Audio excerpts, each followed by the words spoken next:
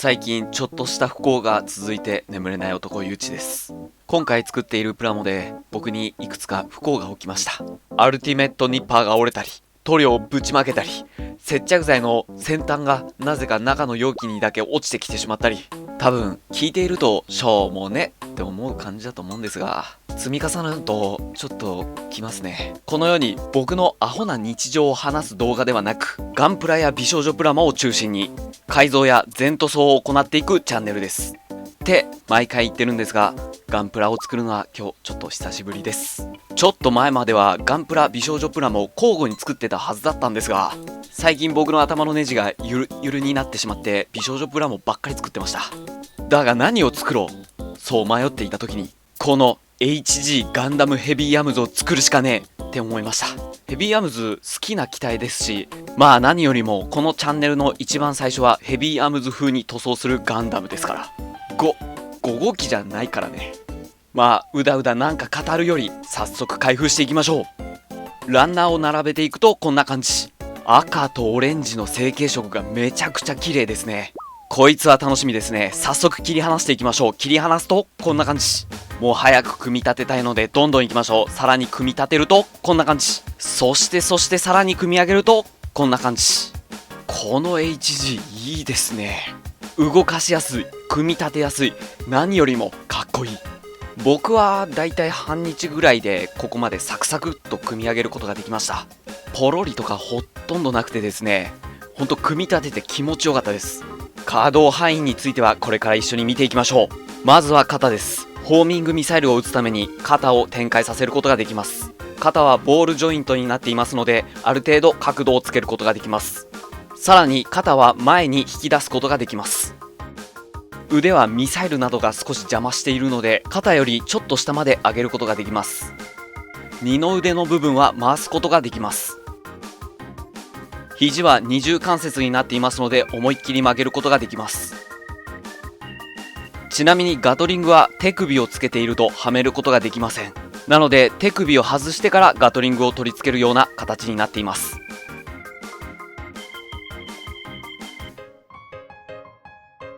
アーミーナイフは根元でこのように角度をつけることができます。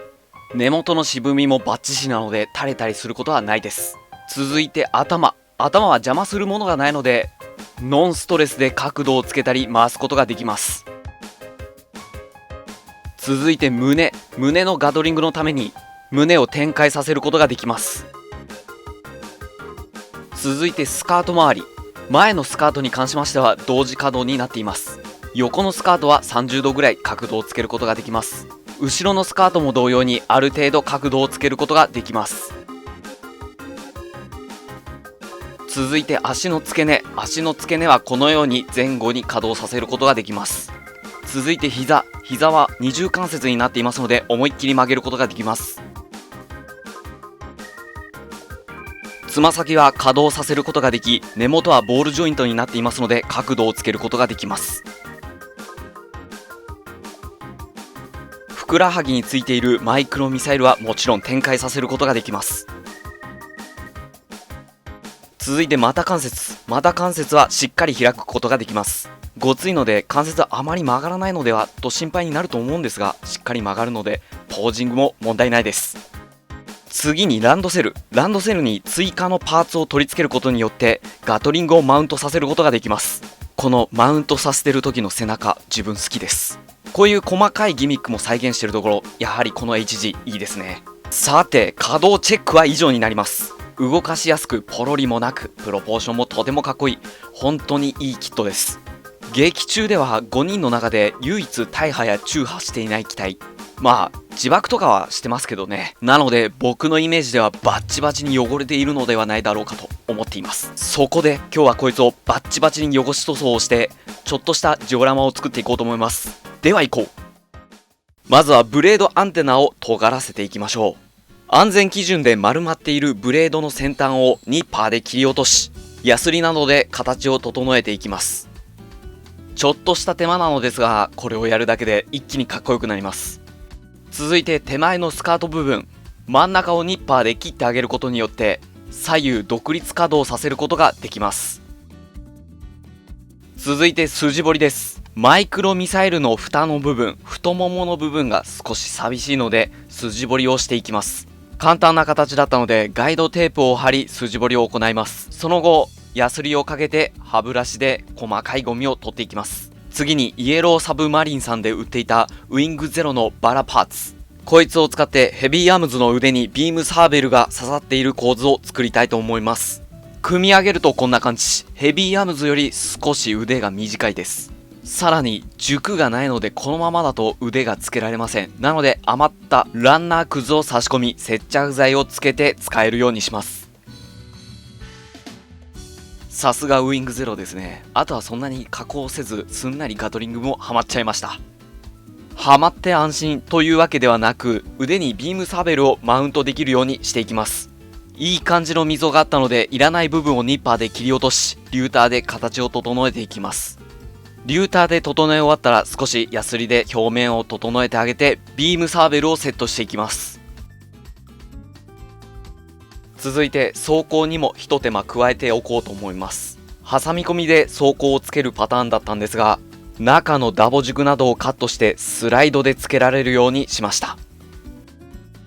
さてヘビーアームズの方の処理はだいたいこれで終了。一度小さいゴミを水で洗い流しよく乾燥させておきます。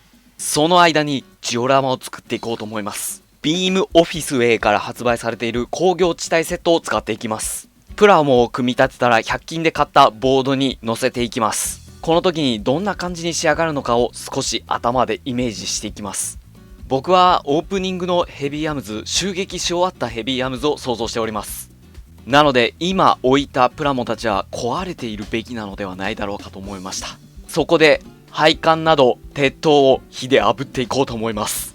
はじめに火は大変危険なのですぐ消せる場所で作業を行うようにしましょう。では作業を見ていきましょう。配管の切れ目などを思いっきり火で炙っていきます。プラ板工作なので他の人の動画を見ているとき、燃やさない程度にうまく炙って曲げてるのを見て僕も真似しようって思うんですが、うまくいかず今の鉄塔みたいにガンガン燃えております。やはり炙るの難しいですね。でも今回のこれは味があっていいなんていう感じでごまかせそうなんでいい感じなんじゃないでしょうか。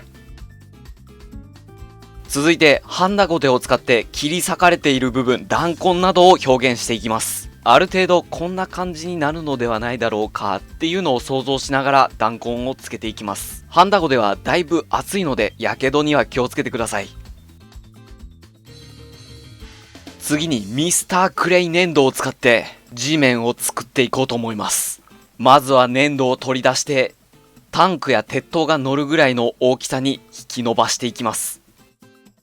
ある程度伸ばしたらパーツたちをセットしてどんな形に仕上がるのかチェックしておきましょう。半乾き状態になってきたら一度粘土を砕いていきます。そうすることによっていかにも戦闘後の地面の表現になっていきます。砕いた後はボンドを水で溶かしたものを塗って貼り付けております。さていろいろな下ごしらえは以上。そろそろ塗装いきますよ。まずはガイアマルチプライマーを塗っていきます。こいつでプラの腐食防止、塗装の食いつきを良くさせていきます。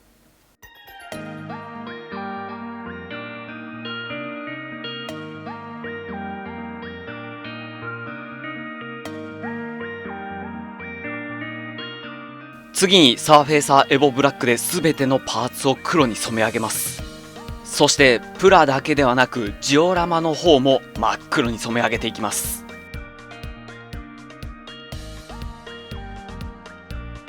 次にピュアホワイト、マイルドオレンジを調色して白の装甲パーツを塗っていきます。この時下地の黒は少し端っこの方残すように塗っていきましょう。そうすることで一気にプラモの仕上がり良くなります。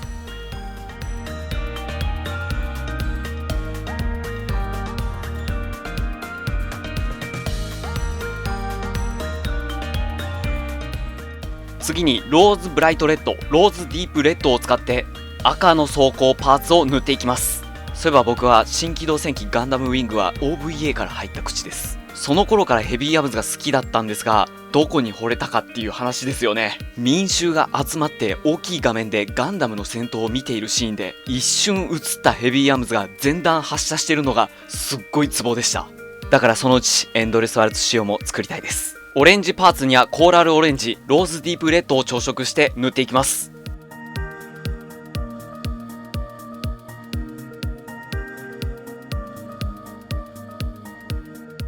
黄色パーツにはマイルドオレンジ、ローズディープレッドを調色して塗っていきます。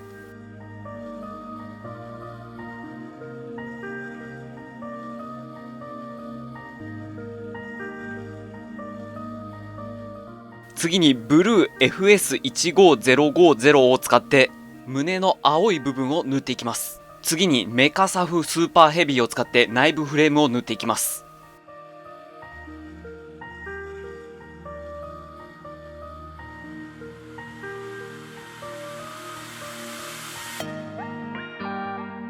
次にミスターカラー GX ラフシルバーを使ってガトリングの一部分バーニアなどを塗っていきます。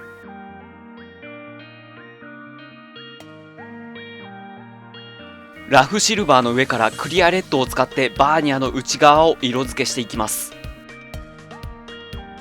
同じくラフシルバーの上から蛍光ブルーグリーンを使って目を色付けします。次に GX メタルブラックでバーニャの外側、ジオラマの配管などをこいつで塗り上げていきます。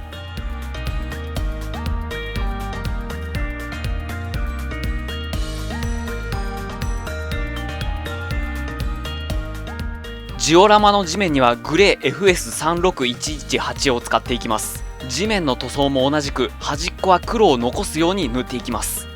この面積のジオラマをエアブラシで塗るのはちょっと大変でした。新しいエアブラシが欲しいと思うとコンプレッサーも買い替えないといけないのではと思うとなかなか手が出せませんね。まあそのうちここぞという時に買いましょうかね。次にガイアノーツ FS3410 にグリーンを使ってタンクを塗っていきます。今日はややこしい名前の塗料がたくさんありましたね。ですが見てください、いい色なんですよ。以前ややこしい名前の塗料のグレーを使ってサヘラントロプスを作ってる時、塗料が足りず買い出しに行ったはいいが間違えたグレーを買ってきてしまったなんていう経験者は語る。もしお買い求めの際は間違えないようにしてください。次にスターブライトアイアン、スターブライトシルバーを1対1に混ぜたものを鉄塔に塗っていきます。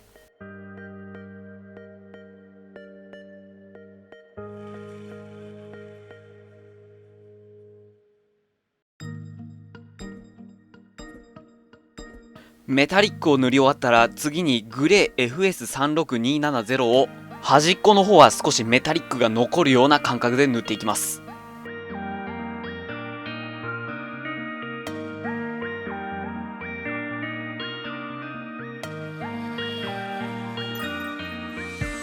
さらにホムラッシュを使って鉄塔が熱で折れ曲がっているところを表現していきます。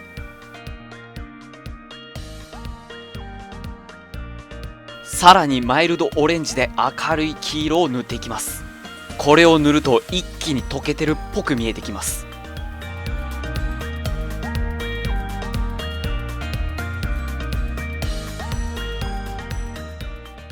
さてここからは筆による部分塗装。まずはエナメル塗料のクロームシルバーでガトリングを塗っていきます。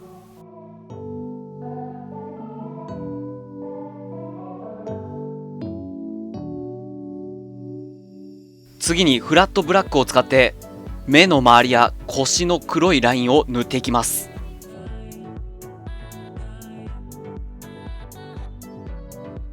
続いてデカール、未だに残っている過渡期バージョンの V ガンダムとガンダムサンドロックのデカールを使っていきます。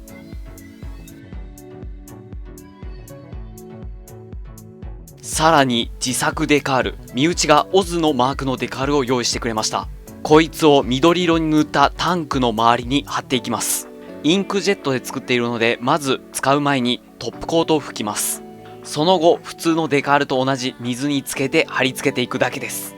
ただ今回のオズのデカールだいぶでかかったので貼るのに一苦労しました。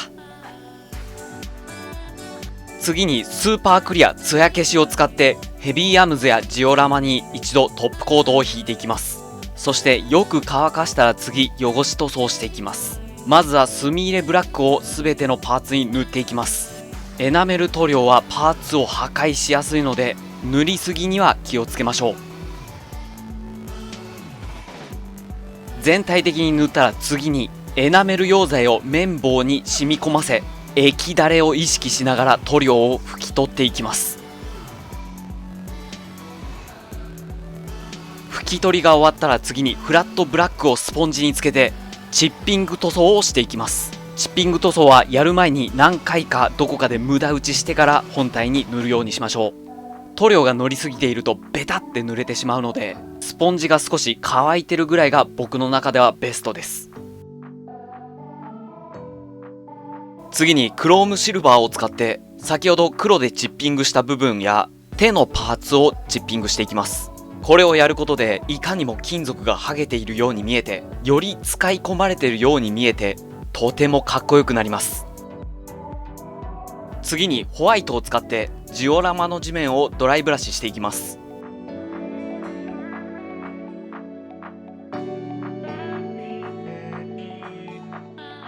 最後に艶消し、ジオラマの方、ヘビーアームズの方全てにスーパークリア艶消しを吹きかけていきます。これで全ての作業は終了。今日からお前がトロワバートンだ。オペレーションメテはお前に一任する。いいな。